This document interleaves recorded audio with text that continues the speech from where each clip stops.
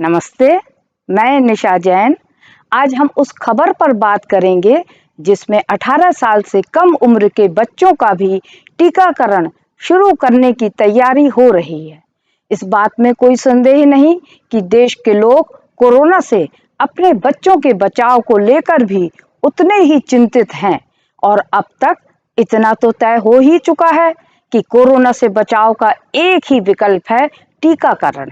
इसीलिए अब सरकार 18 साल से कम उम्र के बच्चों के टीकाकरण अभियान को भी चालू करने की तैयारी करती दिख रही है।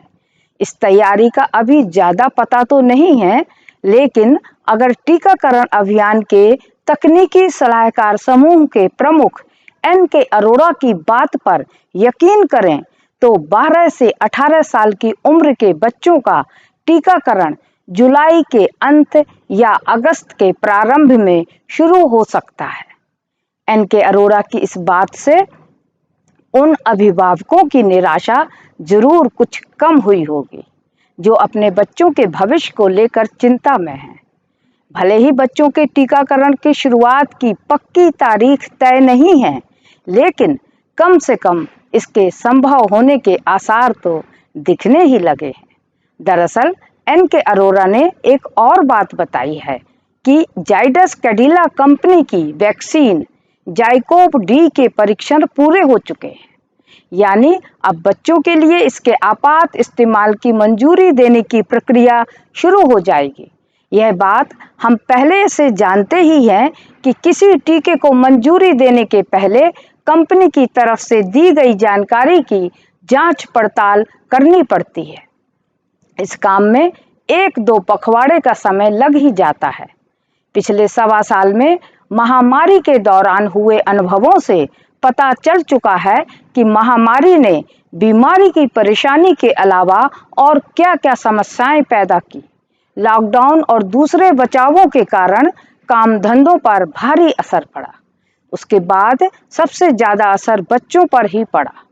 स्कूल कॉलेज बंद रहे, उनके भविष्य पर संकट आ गया।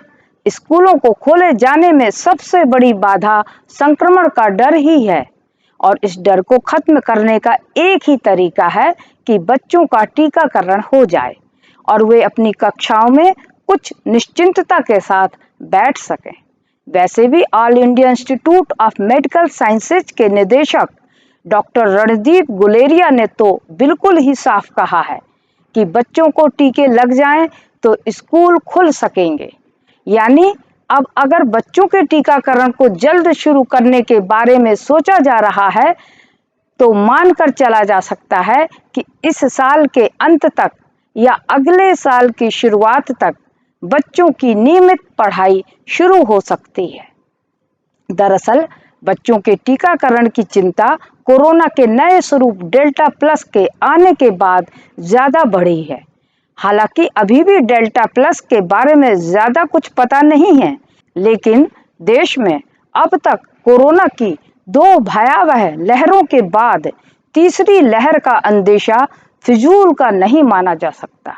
देश पिछले 14 महीनों में जितनी तबाही झेल चुका है, उसके बाद सावधानी, सतर्कता और पहले से इंतजाम का कोई भी उपाय छोड़ा नहीं जा सकता। एम्स निदेशक डॉक्टर रणदीप गुलेरिया ने यह भी कहा है कि बच्चों के लिए बने कोवैक्सीन टीके के दूसरे और तीसरे चरण के परीक्षण के नतीजे सितंबर तक आने की उम्मीद है। इसके बाद इन टीकों को लगाने की मंजूरी मिलेगी। सब कुछ ठीक रहा तो अगले कुछ महीनों में हम बच्चों को बेहतर ढंग से टीकाकरण करा पाएंगे। तब तक फाइजर के टीके आने की भी उम्मीद है और तब उसे भी मंजूरी मिल सकती है। डॉक्टर गुलेरिया ने यह भी कहा कि पढ़ाई के नुकसान को देखते हुए और बच्चों की सुरक्षा का मसला भी अहम होने के कारण टीके ही इसमें मददगार हो सकते हैं। उधर मन की बात कार्यक्रम में प्रधानमंत्री ने कहा है कि वैज्ञानिकों ने साल भर की मेहनत के बाद टीका बनाया है, इसलिए हमें विज्ञान और अपने वैज्ञानिकों पर भरोसा करना चाहिए। यानी चारों तरफ से अब टीकाकरण अभियान पर ही जोर दिया जा रहा है। बच्चों के टीकाकरण की शुरुआत की खबर में गौर करने की एक बात और है।